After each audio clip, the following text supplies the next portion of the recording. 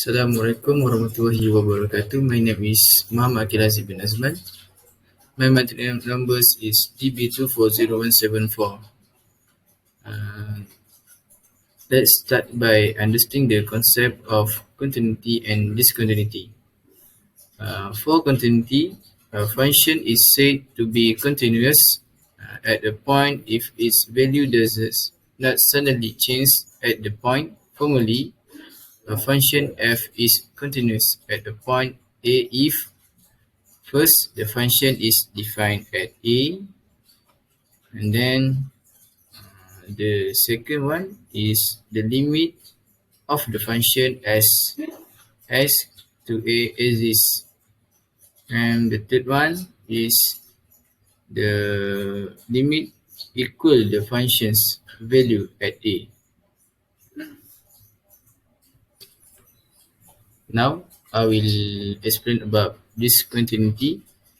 Discontinuity occur when one or more of these conditions are violated, causing a break in the graph. There are four types of discontinuities. First one is removable discontinuities. These occur when the limit at a point exists, but the function either doesn't exist at the point or its value doesn't match the limit. This creates a hole in the graph. For example, if a function is defined everywhere except at a single point, we can often remove the discontinuity by redefining the function at that point. Second, is a jump discontinuity. A jump discontinuity happens when the left hand and right hand limits exist but they are not equal to each other. This causes a jump in the graph. We can visually see this when the graph shifts abruptly from one value to other. And then three, infinite discontinuity. This occurs when the function increases or decreases without bound near a point, often due to a vertical asymptote. As the graph approaches the point, the function value shoot up or down towards infinity. And the last oscillating discontinuity. And oscillating discontinuity happen when the function oscillates rapidly as it approaches a point. Discuss the limit to not exist because the function keep jump between value without settling down.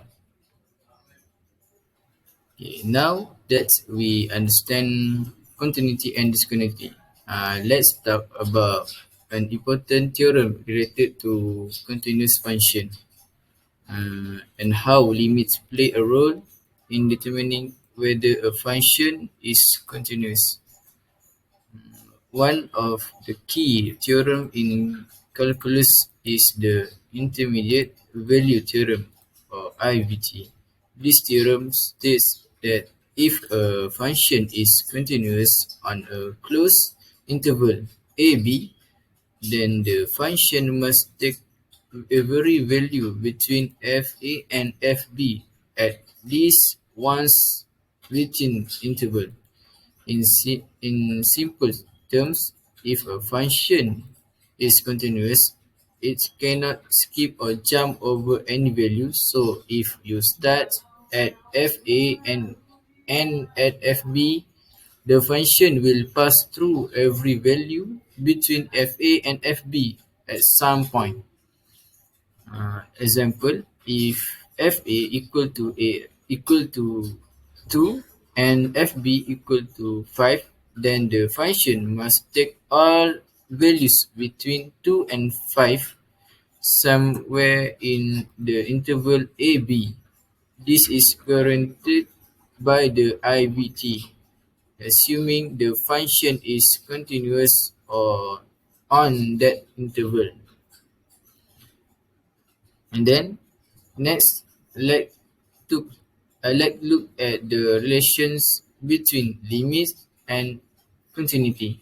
Limits describe how function behaves as it approaches a specific point. Essentially, limit tell us the approach behavior of a function. However, continuity is stronger condition. For function to be continuous at a point, it must not only have a limit as it approaches the point, but the limit must also be equal to value of the function at that point. For summarize, limit help analyze how a function behaves as it approaches a point from both sides. And then continuity ensure that this behavior match the function actual value at the point, meaning there's no jump, hole, or break in the graph. That's all from me. Thank you. Mana skip?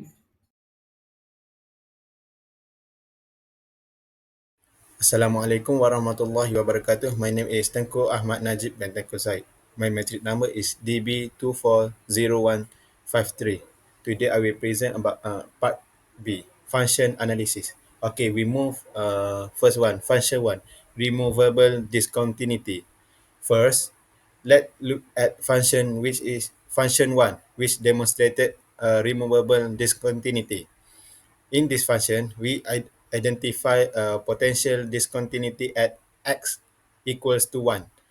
This happened because the rational expansion becomes undefined at that point, even though the function is not defined at x equal 1. We can still calculate the limit as x approaches 1. The limit exists and equal to 2. However, the function as assigned value at x equal 1 does not match this limit. Because of the mismatch, the function for the condition for continuity. That's why this point is called removable discontinuity. The graph has a hole at 1, 2, 1, 2. If if we simply redefine the function value at x equal 1 to be 2, the hole will be filled and the function will become continuous. Graphically, the line look like y equals x plus 1, but with a hole at 1, 2, and a separate fill point at 1, 3. Okay, now we move on to function 2, which is a piecewise function. In this function, the only point with the definition change is at x equal to 0 because the formula switch at this point. We check the left hand limit and right hand limit. On the left side of x equal to 0, function approaches on value, and on the right side it approaches a definition a difference value. Since the two one side limit are not equal, the function has a jump discontinuity at x equal to 0. This means that the graph jump from the horizontal line to another at that point. Graphically, for x less than 0, the function is at y equal 1. And for x greater than or equal to 0, the function is at y equal to 2.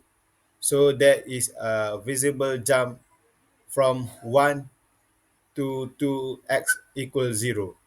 Because the value do not meet at the same point, the function is discontinuous at x equals 0 with a jump.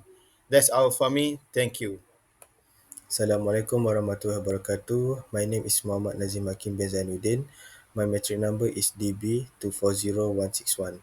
Today I will explain function 3 and function 4. Okay, let's move on to function 3. In this function, we observe that the denominator becomes 0 when x equals to 2 because division by 0 is undefined. The function cannot be evaluated at this point. When we check the limit from the left-hand side as x approaches 2, the function grows without bound. It goes toward positive or negative infinity. The same thing happens when we approach from the right-hand side. Since at least one of the one-side limit goes to infinity, the overall limit does not exist as a real number. This behavior tells us that the function has an infinite discontinuity at x equals to 2. Graphically, we can see a vertical asymptote at x equals to 2, where the curve approaches the asymptote but never touches it. Therefore, function 3 is discontinuous at x equals to 2 due to an infinite discontinuity. Okay, next I will explain function 4, oscillating discontinuity. Here, the issue occurs at x equals to 0. When x approaches 0, the expression inside the sine function becomes extremely large because it involves 1 divided by x. As a result, the function oscillates rapidly between -1 and 1. The closer x gets to 0, the faster the oscillations occur. Because the function jumps endlessly between different values, it never approaches a single limit. Therefore, the limit as x approaches 0 does not exist. Even if we assign a value at x equals to 0, the behavior around that point still remains unstable. This type of discontinuity is known as an oscillating discontinuity. On the graph, we could see a wave pattern that becomes tighter and tighter as it approaches x equals to 0, filling the entire space between -1 and 1. To summarize, function 3 has an infinite discontinuity caused by a vertical asymptote, while function 4 has an oscillating discontinuity caused by rapid oscillations near 0. Both of these functions clearly show different ways in which a function can become discontinuous. Thank you.